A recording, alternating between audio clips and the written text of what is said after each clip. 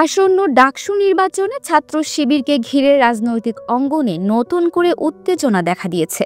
ভিডিওতে উঠে এসেছে ছাত্র শিবির তাদের অপ্রতিরোধ্য উত্থান এবং নতুন কৌশল দিয়ে অন্যান্য ছাত্র সংগঠন যেমন ছাত্র দল, বাকছাস ও বাম ছাত্র সংগঠনগুলোকে বিপাকে ফেলেছে।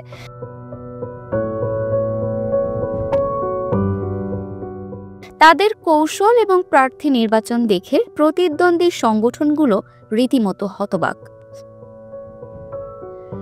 এই প্রতিদ্বন্দ্বিতাকে মোকাবেলা করতে ছাত্র দল, বাকছাস, ছাত্র ইউনিয়ন এবং অন্যান্য ছাত্র সংগঠনগুলো ঐক্যবদ্ধ হয়ে ছাত্র শিবিরকে ঘায়েল করার চেষ্টা করছে। তারা বিভিন্ন কৌশল অবলম্বন করেছে, যার মধ্যে রয়েছে শিবিরের ভিপি পদপ্রার্থী সাদিক কায়েমকে টার্গেট করে তার জনপ্রিয়তা কমানোর চেষ্টা।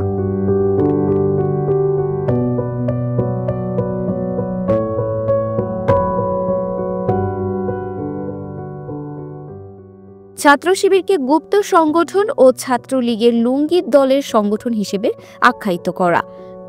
বাম সংগঠনগুলোর পক্ষ থেকে ভিসির বৈঠকে ছাত্র শিবিরকে বহিষ্কারের দাবি জানানো। তবে এই সমস্ত কৌশলের জবাবে ছাত্র শিবির একটি নতুন এবং চমকপ্রদ চাল দিয়েছে।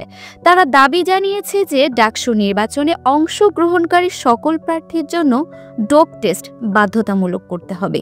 এই প্রস্তাব অন্যান্য ছাত্র সংগঠনগুলোর মধ্যে ব্যাপক আতঙ্ক তৈরি করেছে, কারণ তাদের প্যানেলে মাদক সেবনকারী প্রার্থী খুঁজে পাওয়া কঠিন নয়। ভিডিওতে বিভিন্ন রাজনৈতিক বিশ্লেষক এবং লেখকের মতামত তুলে ধরা হয়েছে। পিনাকি ভট্টাচার্য, নবনীতা চৌধুরী, ব্যারিস্টার শামীম হায়দার পাটোয়ারি, গোলাম মাওলা রনি এবং মির্জা ফখরুল ইসলাম আলমগীরের মতো ব্যক্তিত্বরা ছাত্র শিবিরকে একটি স্মার্ট সংগঠন হিসেবে আখ্যা দিয়েছেন। লেখক লাবিব হাসান এই ডোপ টেস্টের উদ্যোগকে স্বাগত জানিয়েছেন এবং এটিকে সারা দেশের ছাত্র সংগঠন নির্বাচনে বাস্তবায়নের পক্ষে মত দিয়েছেন।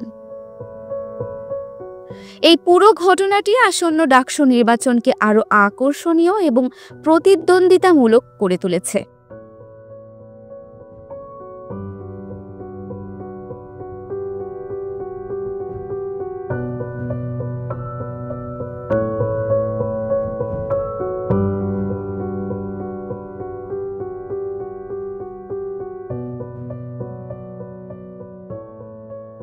যেখানে আদর্শ, কৌশল এবং ব্যক্তিত্বের এক নতুন লড়াই শুরু হয়েছে। dinajpurtv.com, সত্য এবং নিরপেক্ষ সংবাদে সবসময় আপনার পাশে। দিনাজপুর টিভি, মানুষের জীবনের কথা বলে।